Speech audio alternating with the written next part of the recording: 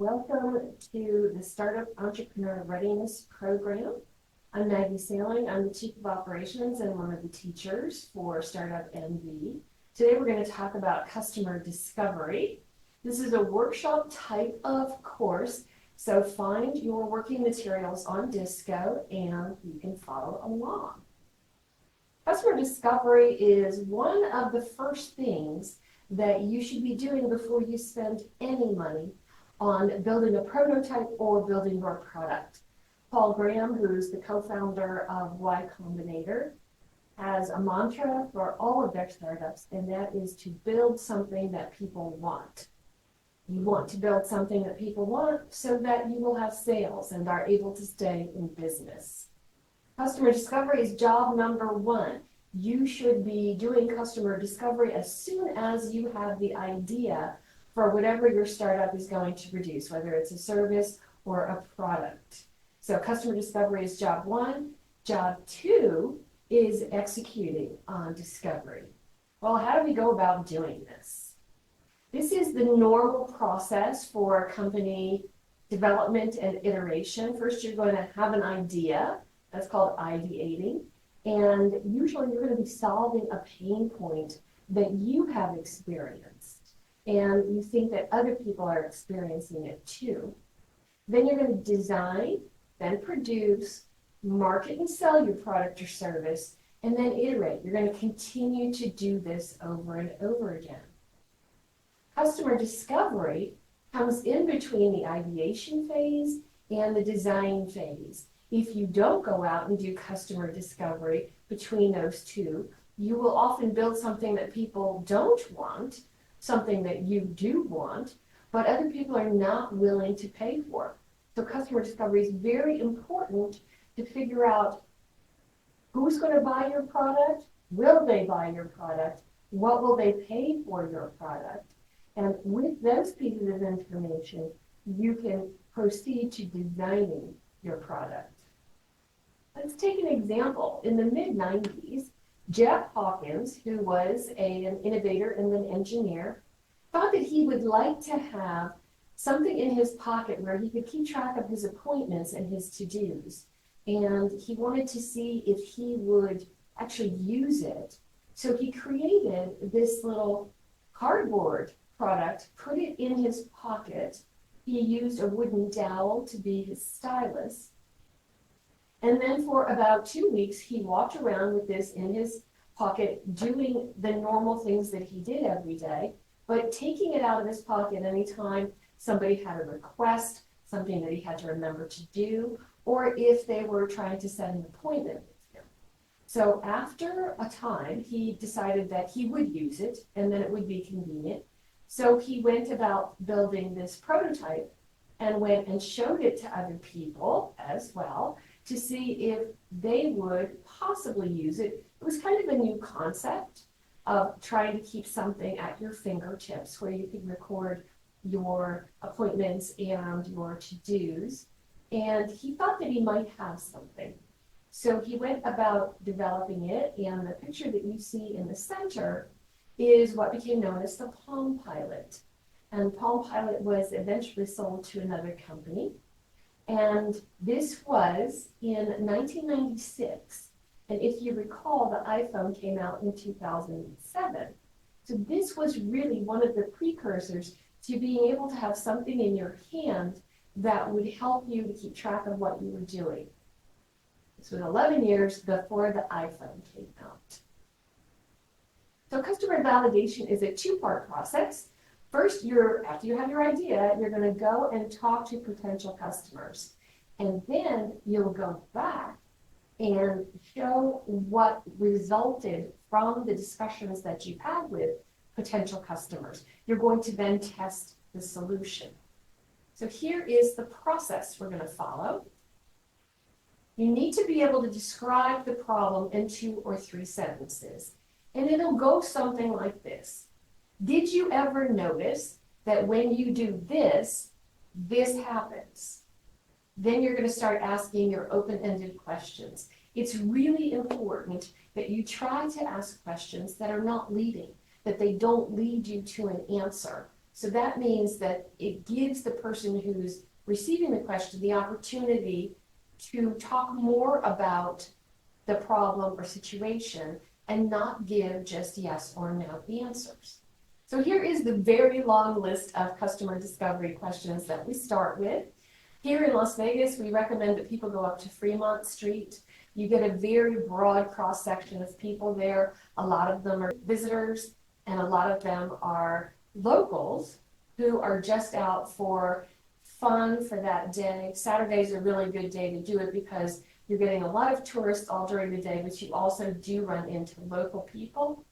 And you also have the ability in several weeks to come back to do the testing of your solution, and you might run into some of the same people. It's actually not likely at Fremont Street, but it's still a good place to go to get a good cross-section of people.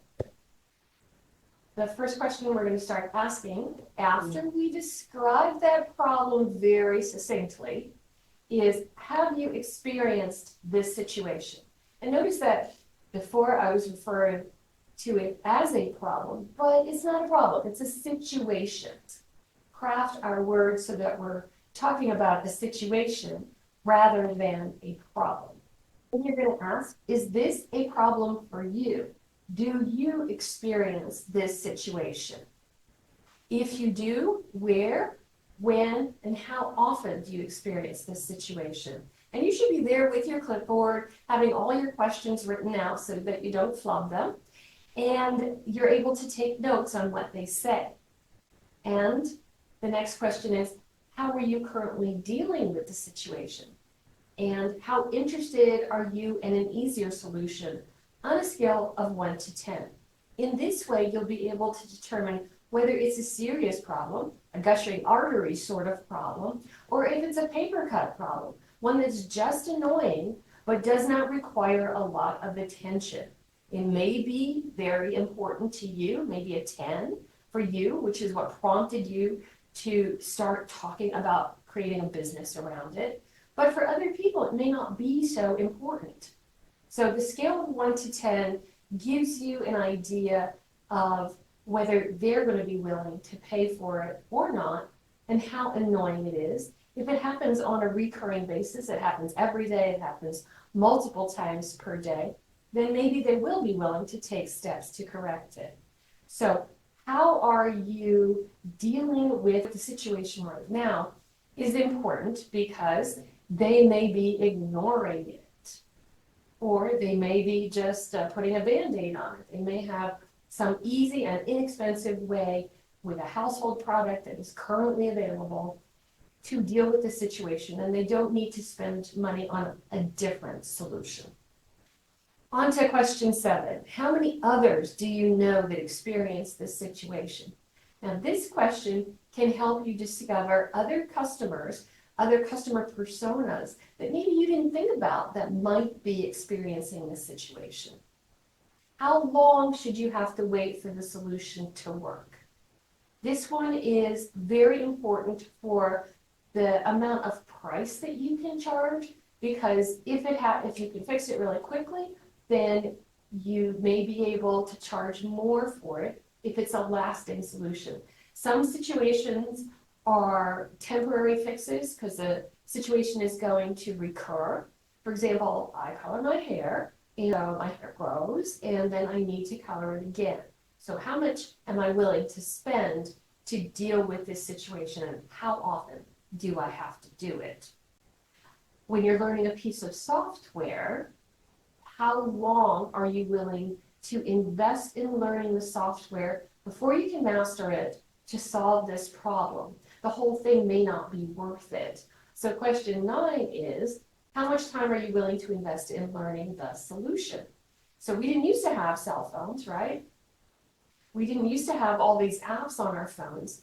And now every time somebody says, oh, just download the app, I'm thinking, okay, that gives me app bloat. I have to learn a new app. And if it's not something I'm going to use on a regular basis, I'm not really interested in having another app on my phone. If there's a way for me to do it when I'm sitting at my computer, then I don't want to have it on my phone.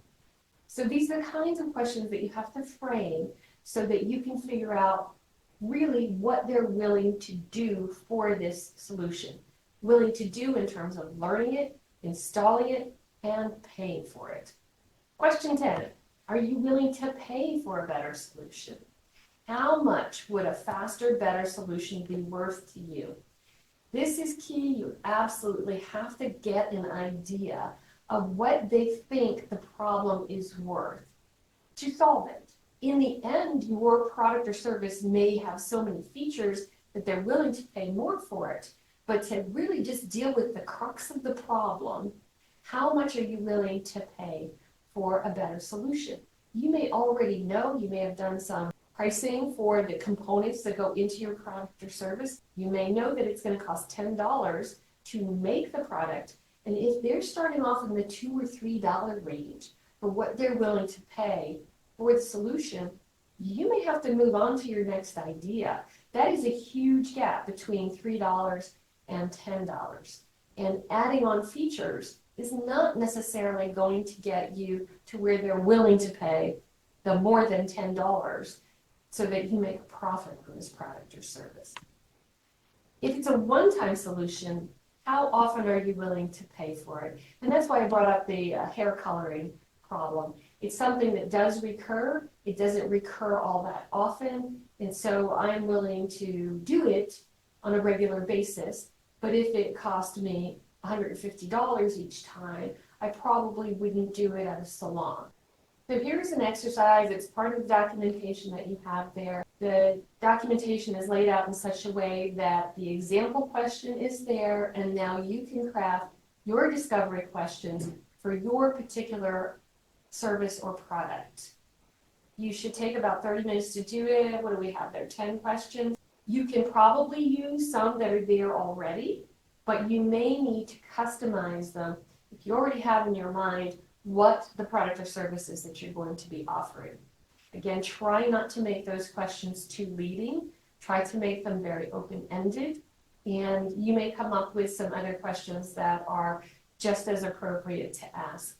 You don't want to take somebody's time when you're interviewing them so that they're spending a half an hour with you. That is a lot of time. So you want to be able to get through these questions quickly. So take some time and do that now. And here we have another process to be able to describe what your solution is.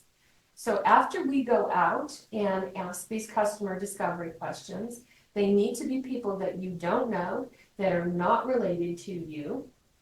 People generally do want to help. If you're in a busy place and they're looking up at Fremont Street and taking pictures and they just seem to be on their own time, not walking quickly like they're going to an appointment, then you may be able to stop people. We gave you some script in there that you may ask. Goes kind of like this. Excuse me, I'm doing research on a product that I'm thinking about building. You have a few minutes to talk to me so I can figure out whether I should build this thing, spend a lot of money on that, or if I should just move on to my next idea. And a lot of people will say yes. It's not going to be every single person. That's how you just go about doing it. Before we go back out, after having done the first set of questions, for at least, I would say 25 to 50 people, depending on, you're saving money by doing this. So it takes time, that's true. I wouldn't go out when it's raining. Pick a nice sunny day where you think there are going to be a lot of people gathering. You can do this at music festivals, go between sets. You can do it at the supermarket, but that's a little bit harder. Usually people are in a hurry when they're at the supermarket. But there are different places where you can do it.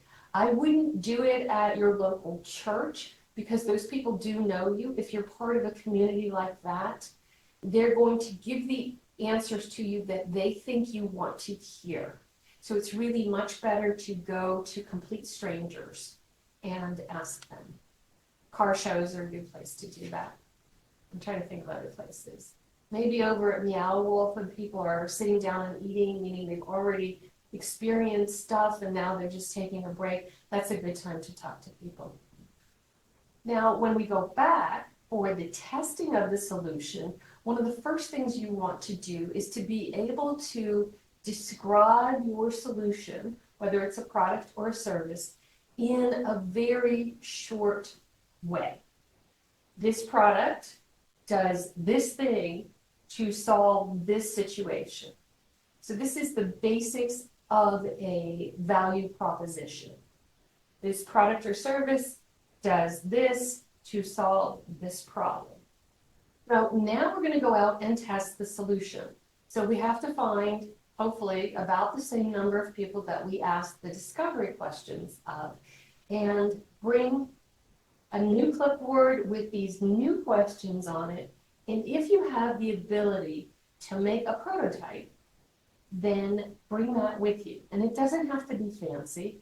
I'm at the Innovation Center in downtown Las Vegas, and there is a makerspace here. They have these 3D printers. You take a class that lasts an hour and a half, and then you're able to create things. And there are many things that you can find on the internet to build and customize with your own colors.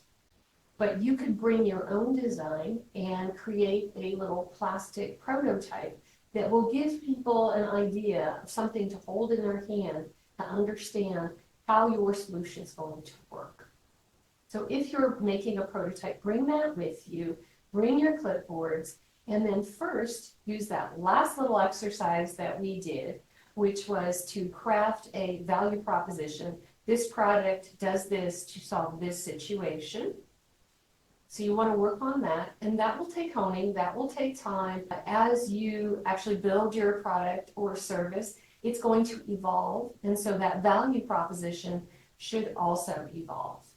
But anyway, now we've got our prototype, we're out, we're talking to people, we've got our clipboards, and in the last part, the customer discovery, if they seemed especially helpful, you can ask if they will share their name and contact information so that when you do build your prototype, you can show it to them and ask them other questions about this product. Some people will give you that information. Some of them are going to be traveling, but we do have Zoom. So you could possibly have a Zoom meeting set up with them so that you can demonstrate whatever your product or service is, and then ask these testing of the solution type questions. So let's dig in. You show them the product, you reiterate what the situation or problem is, and you ask them, do you think that this product will solve the problem? Yes or no, why or why not? When we're testing the solution, we're still doing customer discovery, but we're trying to figure out how we can refine it, the product or service, and if we can find out more about the customer's needs. So here's my demonstration. What else do you think it should do? I'll write that down. How would you change it? And this is a very, very open-ended question. How would you change it? They may say things like, make it smaller, make it blue, make it so that it fits in my pocket, make it faster, put buttons here. You have no idea what people are going to come up with. And just write it all down. Question number 4, do you think that others you know with this problem or situation would like this solution? Why or why not? Again, we're trying to leave it as an open-ended question instead of a yes or no question. So if they say maybe, then you can say, well, what makes you say maybe? What is it that you are thinking that is not a yes or a no answer? Why ask probing questions? So now that you've seen this solution, what would you be willing to pay for this solution? How often would you buy it? What do you think other people would be willing to pay for the solution? Maybe they're not experiencing the problem or the situation. So you're asking in their mind, how big a problem do you perceive this to be, and what would they be willing to pay for it? How often would you buy it? Would you consider testing an early version of this if made? And then you really want to capture their information. They're going to be your beta testers. So alpha is like what we're asking about now.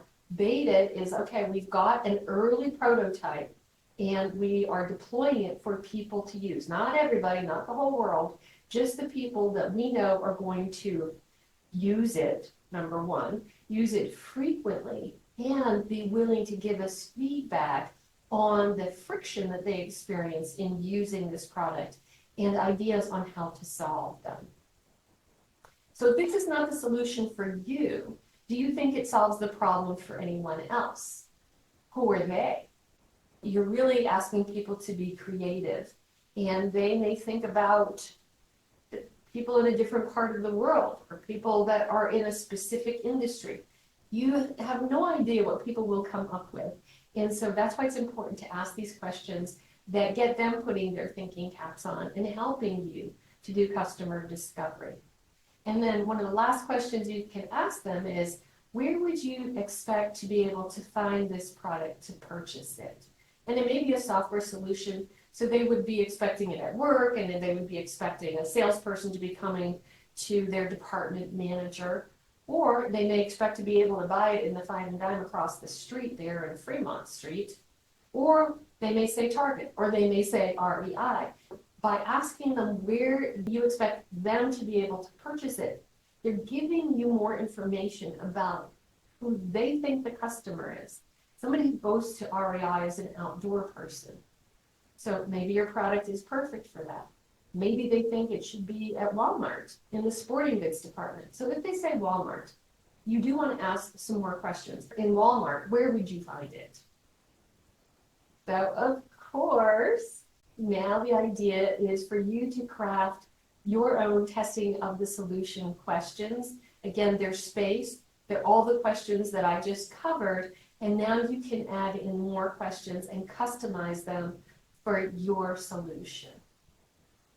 So you should take some time to do that. And now we're going to revisit the description of your solution.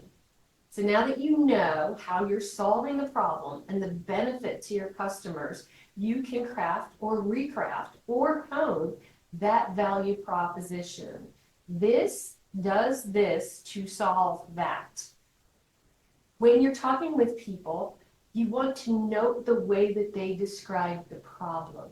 You may describe it one way because that's how you experience it. But when you're talking with people out there, if you are finding consistently that they refer to the problem in a certain way, then you may want to adopt that particular description for the problem that's being solved. This product does this to solve this problem. What do you do next? After you've got your value proposition, you're going to do some market research, some competition research, and then for your preliminary design, you're going to try to get some cost estimates to figure out what it's going to cost. And you've asked people 2 different times, how much are they willing to pay for this solution that you have? If it is wildly different from your cost estimates to produce it, then you may really want to think about moving on to your next idea. Adding more bells and whistles may work to bring up the price they're willing to pay, but it may not, especially if there is a big difference. If you're starting off with producing an actual product, it's going to cost you more to make smaller amounts of them. Just know that going in. So when you're doing your cost estimates and doing your research on all the component parts, you want to understand, okay, if I'm only making 50 of these, what's it going to cost? How many do I have to make at a time to get those economies of scale where the cost comes down? Because you still may not be able to bring the cost down low enough so that you make a decent profit because people are not willing to pay that much.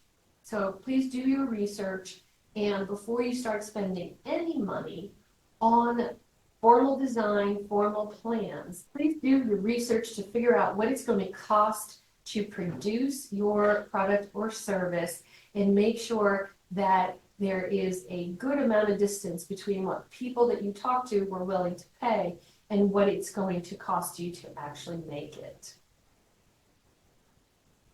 Thanks. I am Maggie Sailing with Startup NV. You can send me questions at this email address, maggie@startupnv.org. Thank you.